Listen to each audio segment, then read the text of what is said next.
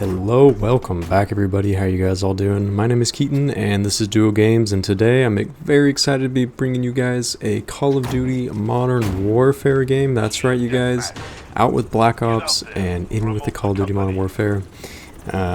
Yeah, and also I'm bringing you guys another Ask Reddit video as promised. I know it's coming out a little bit late today, but I've been kind of busy today, and I was working on some pretty cool CS montages, so yeah, stay tuned for those later in the week. But yeah, if you guys, in a video a little while back, I was saying how I uninstalled this game because I couldn't play it unless I had Black Ops Cold War installed, and so I just uninstalled it because it was like. But anyways, I decided today I was going to make this video, so I went on and hopped on Black Ops 3 to try and get a gameplay, and I literally just could not get into a lobby, like, for the life of me. And when I finally did get into a lobby, there was a hacker on the other team, and then I left, I joined a different lobby, and then there was a hacker on my team, and like obviously I couldn't get any kills. He was just running around spin bodying, so that didn't really make it any fun. But yeah, I haven't played this game in a couple of years, ever since I got the, is it the Damascus camo, whatever the extremely hard camo to get was. That was an absolute grind. But anyways, yeah, this video is not so much about the gameplay, more so about the questions. And before I get too far in the video, I do want to mention that if you guys have any questions that you would like me to answer in next week's video, then go ahead and drop them in the comment section right now, and maybe I can answer that in next week's video. But yeah, anyways, let's go ahead and jump right into the first question here. Alright, so the first question we have comes from Renting Happiness. He asks, what's a show that most consider a 10 out of 10, but you just couldn't get into? That's a good question. For me, I would have to say probably the, either like The Sopranos or The Wire. I got into The Sopranos a little bit more, but like I don't even think I finished the first season, and I kind of just gave up watching it. But yeah, everyone says that that's like one of the greatest shows of all time, alongside with The Wire. But yeah, if we are talking about like 10 out of 10 shows, I would have to say Breaking Bad is probably one of the greatest shows of all time. And then I love The Office, guys. I've seen The Office probably like 15 times all the way through. Like, no lie, I can probably quote like almost every scene in every single episode. It's ridiculous.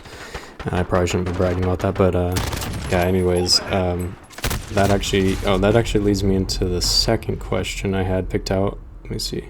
Oh yeah, so the second question we have comes from Carpet Brains. He asks, which moment in a film made you think this movie is going to be good?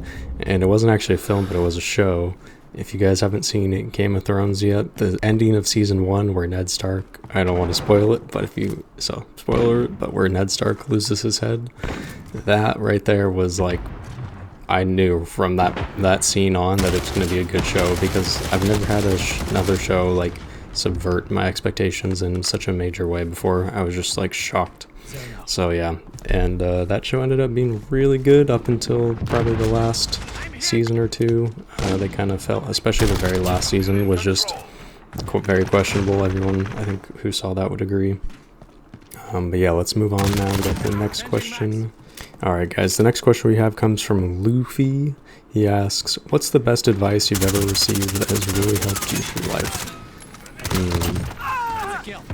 That's a good question.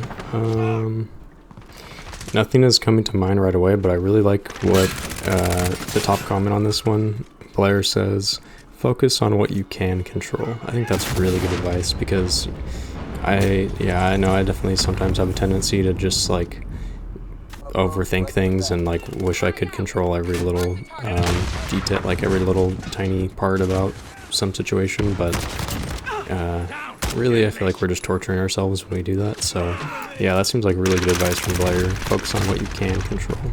So moving on, we got the next question from Dole Network. He asks, what do you miss most about university days?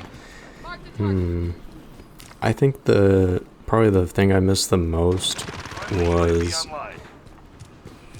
probably like that feeling of like connection to other people, and like being able to like walk outside every day and know that there was just so much opportunity. Like there were so many people to meet and so many fresh faces like every single day, which I never really had that.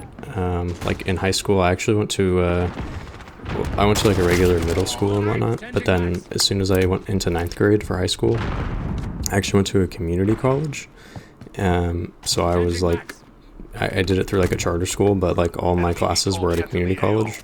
So I was always surrounded by like, I don't know, 20, 25-year-olds, even though I was like 13 or no, like 14 at the time.